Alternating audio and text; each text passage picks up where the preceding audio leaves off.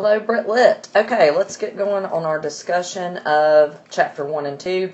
So you should have already read both chapters. You should have already answered the questions for both chapters. And you should have already submitted those 2 chapters to Turnitin. Please, if at all possible, submit through Turnitin because, again, I've got over 95 students, and so getting emails from everybody is overwhelming, but Turnitin makes it so easy because it puts everything right where it's supposed to be. If at all possible, type the responses. It makes it a lot easier to go through and check than if it's a picture. So, if you can, try to do that. Okay, so let's get going. I read chapter 1 to you yesterday, and so, I stopped often, and we kind of talked about it and explained it. So, you should be pretty good, but we'll go back through. Let's look at the questions, though. The first question, which is actually before we get going, is describe how Jane fits the literary archetypal character of orphan. I talked about that a little bit in yesterday's video. When you're thinking about an archetype, remember that that is something that you see throughout lots of different stories, lots of different cultures. And so we discussed how the archetypal orphan character can be seen in Cinderella, for instance, Harry Potter, things like that. And so we see in these first 2 chapters how Jane is also mistreated by relatives, juxtaposed against how the children of the family, Eliza, John, and Georgiana, are treated much better. They're indulged, whereas Jane is made to feel, very different, very other, and she's not given the same sort of fair treatment. So she definitely fits that literary archetype. So, looking at the questions, chapter 2 says, whoops, let me turn the pen on here. Chapter 2 says, discuss the purpose of the description of the stormy November day and the particular pages of the book that Jane is perusing. Okay, so remember the book she's looking at is the British History of British Birds, Bewick's History of British Birds, which is, it is a real book. And we talked about that yesterday in the video. It's not what you'd expect a 10-year-old girl to go get off the shelf to look at. The pictures are very dark, very dreary, kind of, again, we're talking about that sort of Gothic nature, sort of supernatural in appearance. And so, it kind of gives us a clue into Jane's character that that's what she chose to go and look at. So when we think about why she would want that, maybe it kind of matches her mood, her life, what she's gone through. She is not a loved child. She doesn't have affection or friends or, a close family.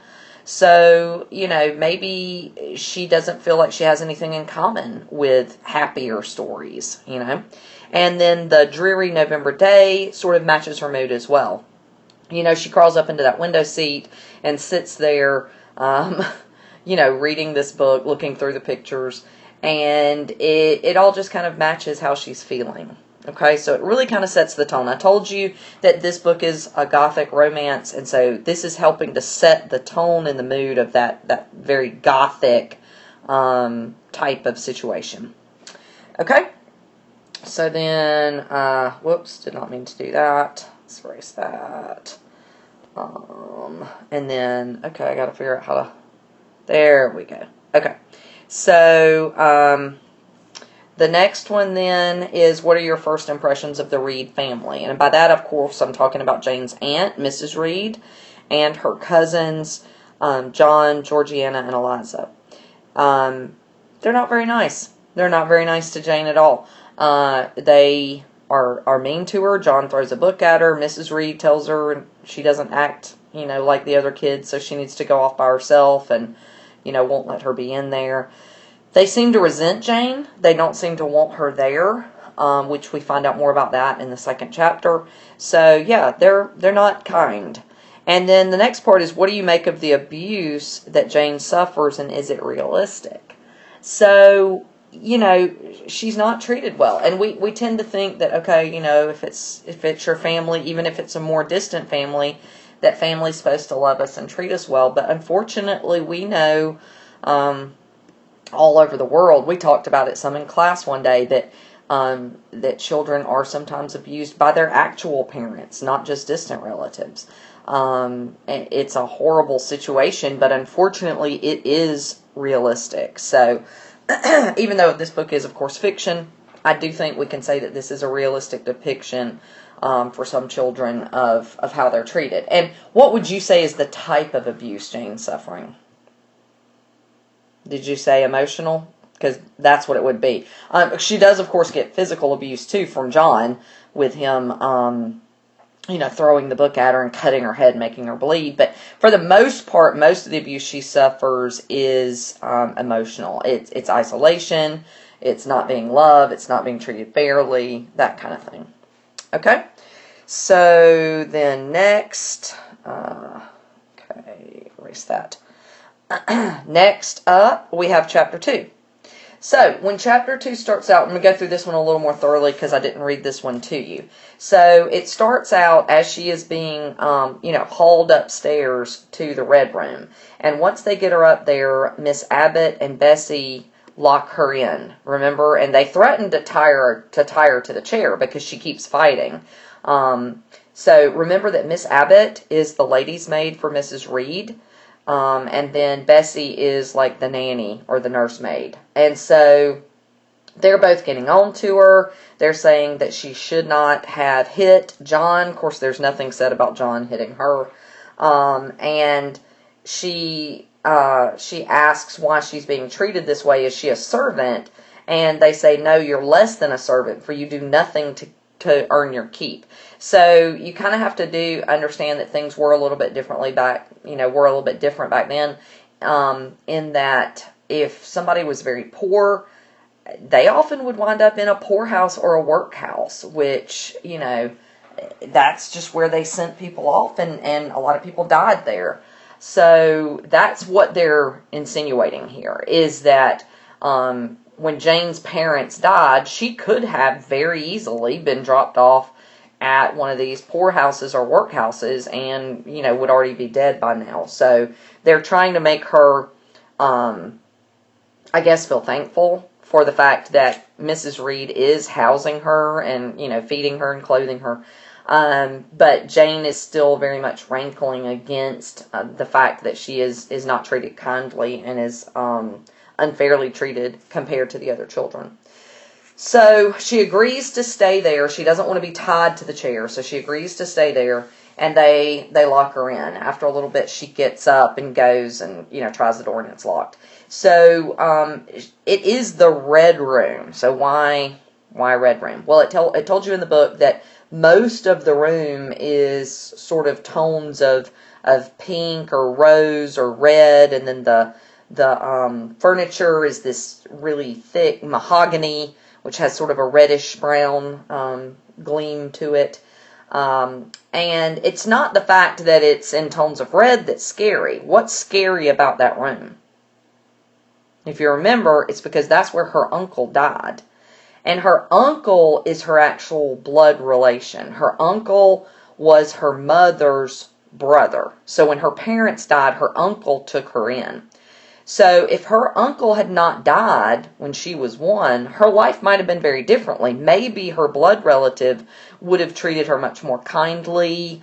We don't know. But the fact that this is the room that he died in and then was laid in state in is pretty terrifying. She mentions that even the maids don't like to go in there and clean.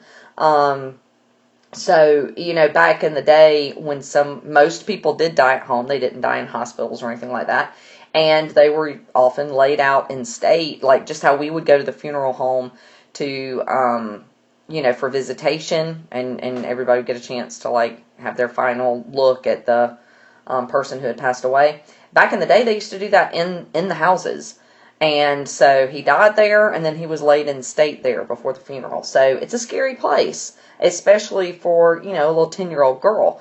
So for a while, she's okay. She's still very angry, and so that makes her brave. But as the sun starts to go down, she starts to get scared, as you can imagine. And cold, too. Remember, this is November. It's a really rainy November day in England. So it would be quite cold, and there was no fire lit in that room. So there's no telling me that room's probably, 45, 50 degrees in there. So she's really cold, she's really spooked, and everything seems just very scary. And you can probably think back to times when you were a child and you might have had, sort of an irrational fear of certain places or houses or something like that. It just seemed spooky to you. Maybe even your own bedroom. A lot of us wanted night lights when we were little because as long as there was a light on, it was fine. It's your bedroom. But as soon as you turn off the lights, there's all these shadows and it's creepy.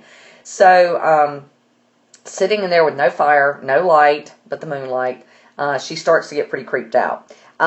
She is crying and upset, but then she suddenly has the thought that, oh my goodness, what if my uncle's ghost comes back to check on me? And even though she thinks he would be kind, she does not want to see a ghost by herself alone in that room.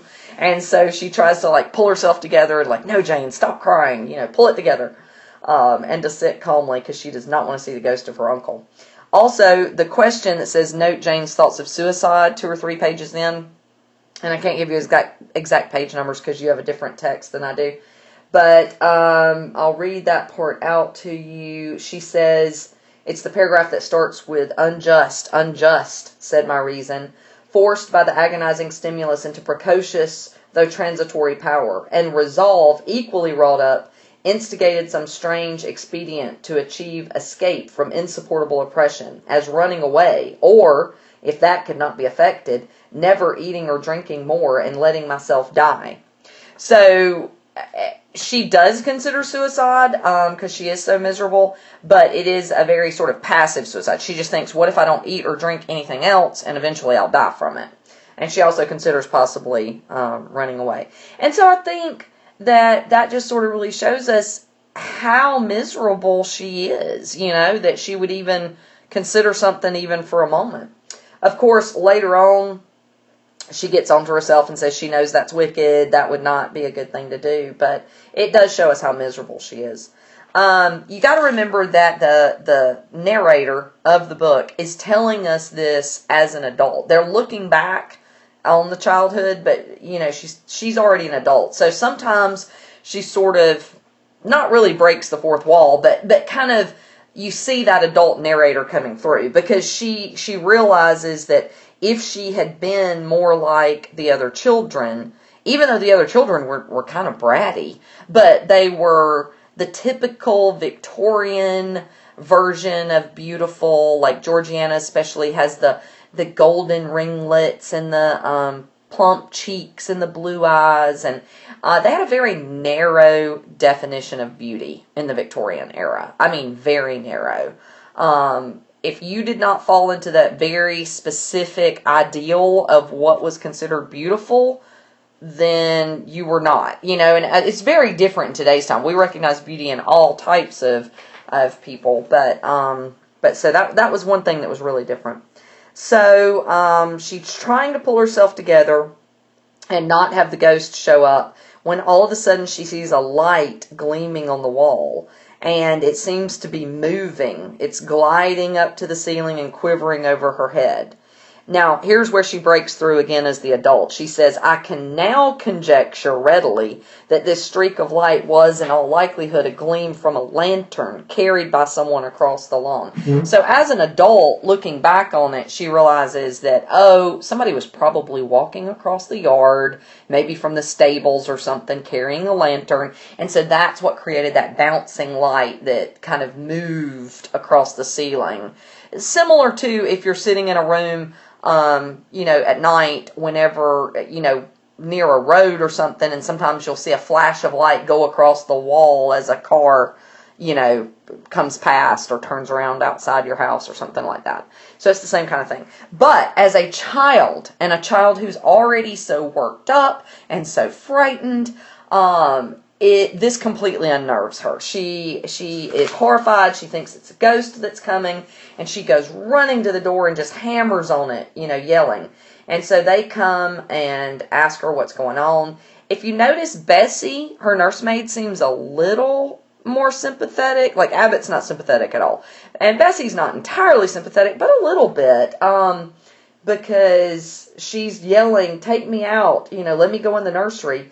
And Bessie says, "What for? Are you hurt? Have you seen something?" And Bessie is superstitious. So I think she's probably kind of putting herself in Jane's place a little bit and thinking like, "Oh, I would not want to be locked in the red room." So she says she thinks a ghost is coming, and she's holding Bessie's hand, and Bessie's actually holding her hand back for a change. But Abbott's like, "Oh, she's just faking. We just need to put her back in put her back in the bedroom." Sorry, my sister's calling. Let me turn that off. We just need to throw her back in there. And so then, because of all the screaming and yelling, Mrs. Reed shows up, and she has zero pity for her. Jane is begging. She's crying. She says, "Aunt, have pity. Forgive me. I can't endure it. Let me be punished some other way." And her aunt says, "Silence. This violence is almost repulsive." And then she was impatient with her and locked her back, threw her back in the room, locked her in, and left. And shortly after they left, and she's locked back in this dark room, just terrified out of her mind, she says, the last sentence of the chapter, "I suppose I had a species of fit. Unconsciousness closed the scene." So she passed out. I mean, she literally passed out. So let's think about it. Is that realistic? Could that really happen? I'm giving you a chance to respond. So, yeah, it can. Basically, she probably had a panic attack. She probably hyperventilated, and you can pass out simply from shock or panic or whatever. And so I think that's exactly what happened to her. So, bless her heart. It's a sad situation. So that's how chapter 2 ends. Question number 5 says, Jane Eyre was a watershed novel at the time it was written because it blended two styles, romance and Gothic. Romanticism, we've talked about this already, introduces freedom of treatment, introspection, and celebrates nature, the common man, and freedom of spirit. And that's certainly what Jane's feeling as she is upset about her treatment there. She wants to be free. She wants to be treated democratically, like, in other words, the same as the other children. And then also the Gothic, which we've talked about some too, is a type of fiction that's characterized by picturesque settings and an atmosphere of mystery, gloom, and terror, which we certainly have here in this first, 2 chapters of Jane Eyre. Supernatural or fantastic occurrences, and again, she thought she experienced that because she thought there was a ghost in the room with her, and violent and macabre events. So we see both of those things at play already. Like I told you, this is a Gothic romance. And then there was one more, okay, let me go to the next page. There was one more question here, number 6. Jane's fears of the ghost are consistent with her vivid imagination, yet the ghost never appears, and Jane is returned to cruel reality. How does this incident affect her future treatment? And so, you're going to be able to answer that next part about how it affects her future treatment, shortly. But the treatment right here is, they're not sympathetic. Bessie is a little bit. But Miss Abbott and Mrs. Reed are not sympathetic at all. They just throw her right back in the room, and, they don't care. They don't care that she's terrified.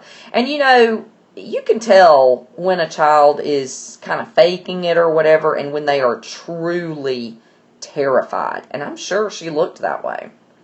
Okay, so today you're reading chapters 3 and 4 and answering those questions. Don't forget to submit them to Turnitin, and tomorrow I will upload another video discussing those chapters. So I hope everything's going well. Email me or message me if you have any questions or concerns. Okay? Y'all have a good day.